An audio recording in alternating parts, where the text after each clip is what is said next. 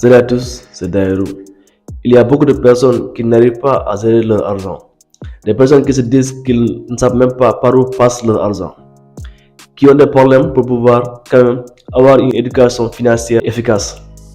On va voir un peu dans cette vidéo-là comment vous pouvez faire pour pouvoir gérer votre argent, mais surtout vous développer.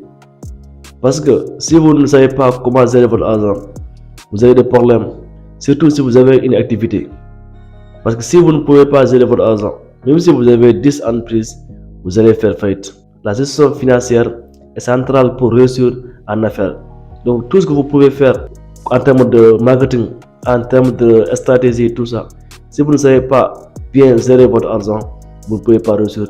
Beaucoup d'entrepreneurs qui font faillite avant 5 ans, avant même 1 an, la plupart c'est une mauvaise éducation financière.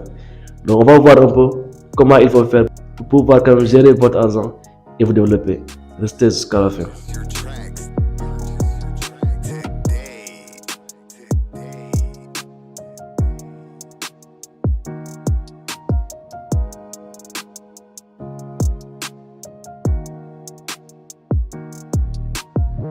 Donc la première chose que je vous conseille, c'est d'abord de différencier vos finances personnelles et les finances de votre entreprise.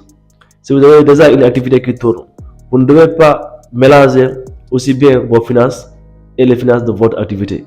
Parce que sinon, comme disent les Camerounais, vous allez lire l'heure parce que vous allez prendre l'argent de votre activité pour faire vos dépenses personnelles. Donc d'abord, avant tout, il faut séparer votre finance personnelle et les finances de votre activité. Ensuite, ce que vous devez faire, c'est quoi? Faites un exercice.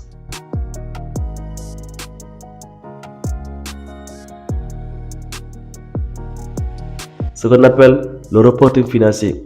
C'est-à-dire, voyez chaque jour ce que vous achetez pour vous-même. Chaque chose que vous achetez, vous le notez. Dans vos notes ou bien dans un carnet, vous allez faire un tableau. Une partie les entrées et une partie les sorties. Donc au niveau des entrées, vous allez noter. À chaque fois que vous recevez une somme d'argent, vous notez la source et aussi le montant. Aussi bien aussi, quand vous faites une dépense, aussi minime soit-elle, vous allez noter ça. Et à la fin de la journée, vous allez faire le bilan de la journée. Donc vous allez noter toutes les entrées et aussi toutes les sorties. Vous allez mettre ce qu'on appelle le solde. Faites ça chaque jour pendant un mois, pendant une semaine. Là, à la fin de la semaine, vous allez faire le bilan de la semaine pour voir c'est combien la somme des entrées, combien la somme des sorties. Et aussi, faites aussi la même chose pendant le mois. Maintenant, en faisant cela, vous allez d'abord voir qu'est-ce qui vous apporte le plus d'argent et surtout, qu'est-ce qui mange votre argent. À ce moment-là, vous allez prendre des décisions qui sont beaucoup plus importantes, beaucoup plus stratégiques. Parce que si vous voyez qu'il y a une chose qui mange beaucoup votre argent, vous allez voir qu'est-ce qu'il faut faire pour éviter ça, ou pour limiter ça, ou pour réduire ça. Et ça aussi, faites aussi la même chose encore pour votre activité. Si vous le faites pendant un mois, 2 mois, à chaque fin de mois, vous allez essayer de tout faire pour réduire les dépenses inutiles, les dépenses que vous pouvez éviter, que vous pouvez réduire, vous les réduisez. Et aussi, vous allez aussi voir comment faire pour augmenter vos entrées. Si vous voyez qu'il y a une chose qui vous rapporte plus d'argent, maintenant vous allez essayer de faire comment faire pour que la chose là puisse vous rapporter plus d'argent. Parce que si vous savez que par exemple, tout votre argent vient d'un seul côté, vous allez d'abord voir comment faire pour augmenter, mais surtout comment faire pour avoir d'autres sources de revenus.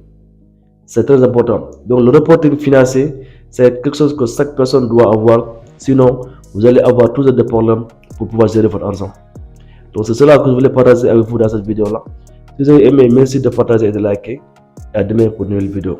Ciao.